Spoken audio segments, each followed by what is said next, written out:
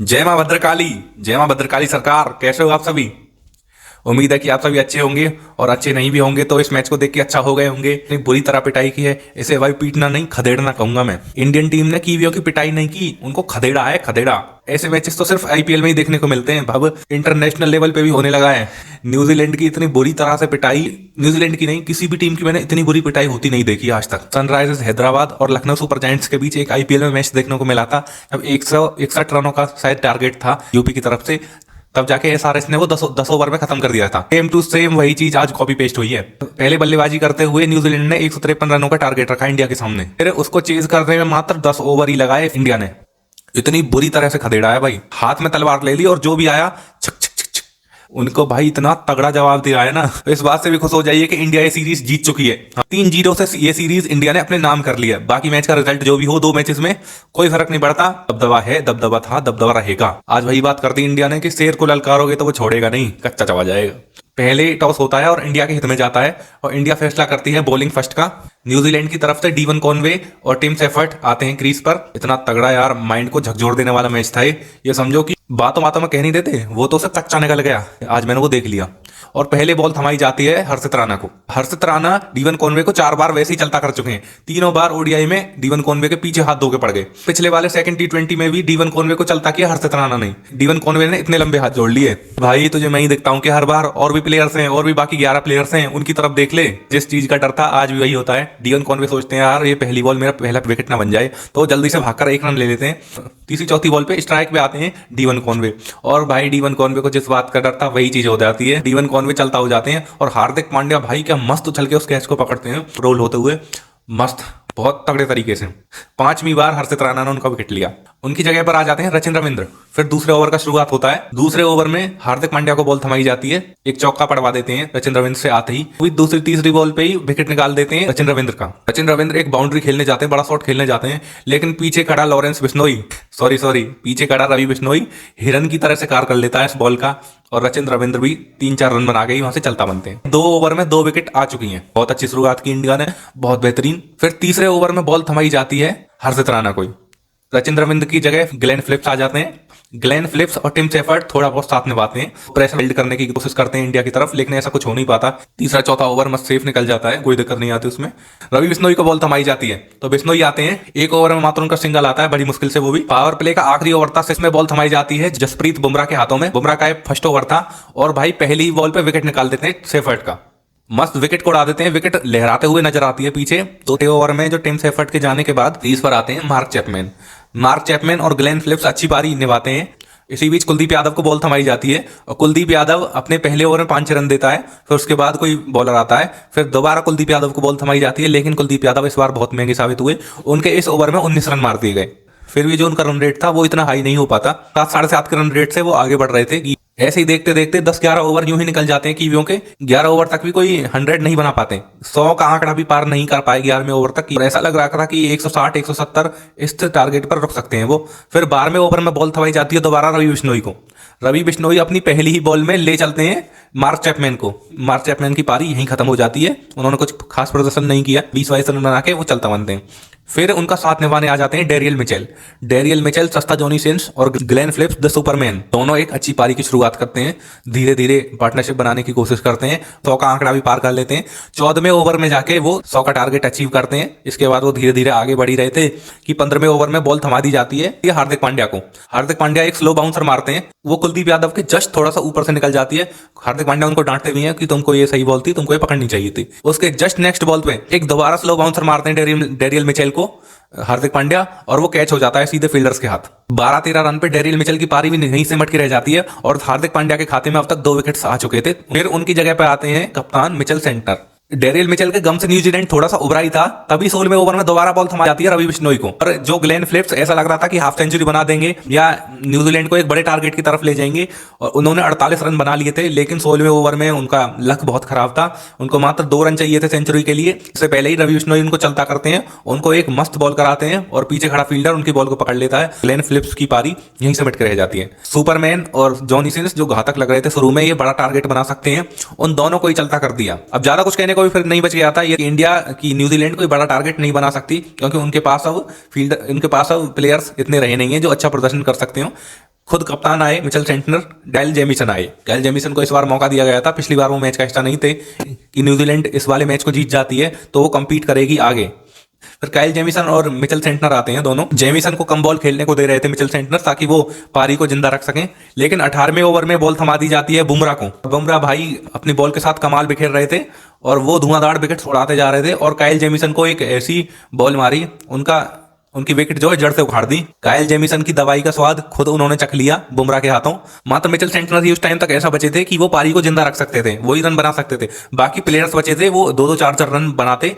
फिर उनकी जगह काइल जेमिसन की जगह मैट हेनरी को दूसरी बॉल बुमराह यॉर्कर डालते हैं, को पहुंचा देते हैं बाउंड्री के पास, लेकिन बाउंड्री पे खड़ा ईशान किशन उस बॉल को पकड़ लेता है और हेनरी 2 रन की तरफ भागते हैं, लेकिन ईशान किशन ऐसा थ्रो मारता है कि बुमराह उसको पकड़ के विकेट स्मिट कर देता है और ये रन आउट हो जाता है। हेनरी वो जो तुरंत आए ही थे वो तुरंत चलता बनते हैं 3-4 रन बनाकर। न्यूजीलैंड की टीम ऐसे बिखर रही थी जैसे मानो ताश के पत्ते हों, एक आ रहा है एक जा रहा है, एक आ रहा है एक जा रहा है। जो रन रेट है वो भी 7 साढ़े 7 का ये बन के रह गया। लेकिन मिचेल सेंटनर ये सोच रहा था बड़ा ओवर मिल जाए तो 160 170 बन जाए तो इंडिया को कम्पीट कर पाएंगे, लेकिन ऐसा कुछ होता नहीं है। उसका एग्जांपल हमने पहले ही मैच में दे दिया, जब उन्होंने 208 का टारगेट भी 15 ओवर्स में ही अचीव कर लिया। तो यार तुम 300 भी मार दो जब भी अचीव होने वाला है टारगेट। 20 में ये मान लो अगर भगवान बल्ला लेकर उतर गए ना तो भगवान ही हरा सकते हैं एक बार को इंडिया को, और कोई नहीं हरा सकता। ऑस्ट्रेलिया, साउथ अफ्रीका, न्यूजीलैंड सब पिट के गई है यहाँ से। ऑस्ट्रेलिया को हम उसके घर में ही पीट के आए T20 में। फिर 19वें ओवर में बॉल थमा दी जाती है हर्षित राणा को।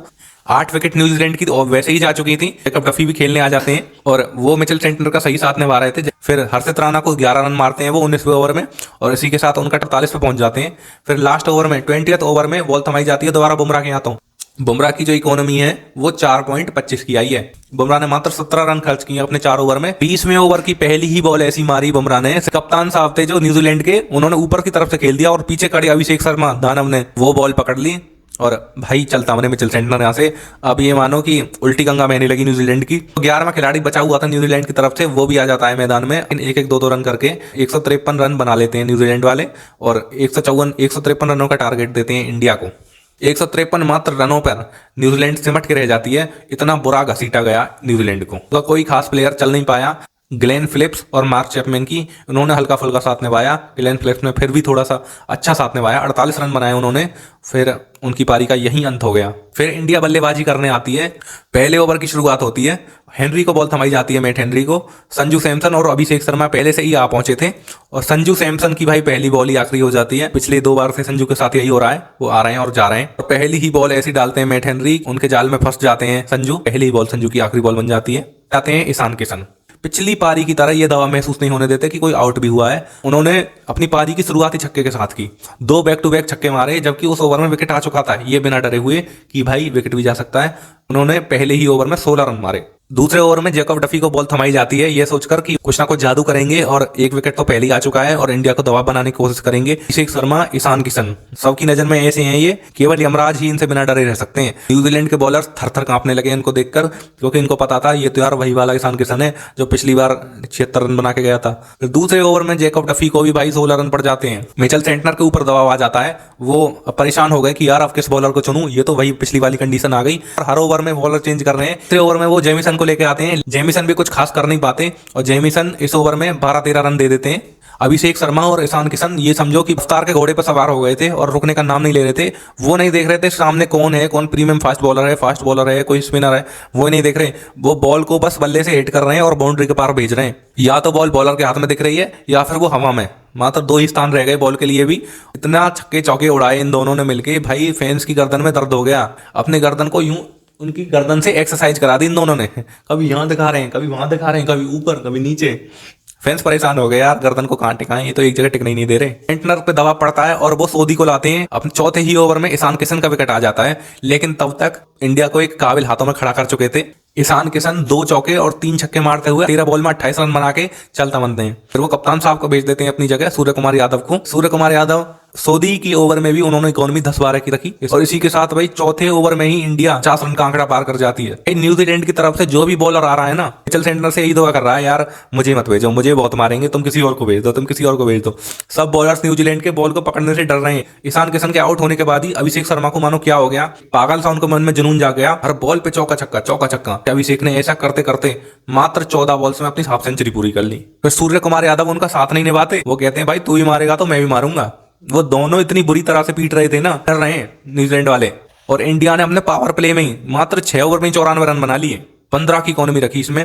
न्यूजीलैंड वाले भाई, उनके पास कुछ कहने के लिए था ही नहीं। उनकी आंखों में केवल और केवल एक निराशा दिखाई दे रही थी। उनको भी पता था कि ये तीसरा मैच है और अगर इंडिया इसमें आउट हो गई तो हमको आगे मौका मिल सकता है, हम आगे उन पे दबाव बना सकते हैं। मिचेल सेंटनर के साथ किस्मत उनकी इतनी खराब थी। सूर्या भी उनको बहुत बुरी तरह पीट रहे हैं, फिर अभिषेक शर्मा भी बहुत बुरी तरह पीट रहे हैं। कोई रुकने का नाम नहीं ले रहा, ना ही कोई विकेट आ रही है।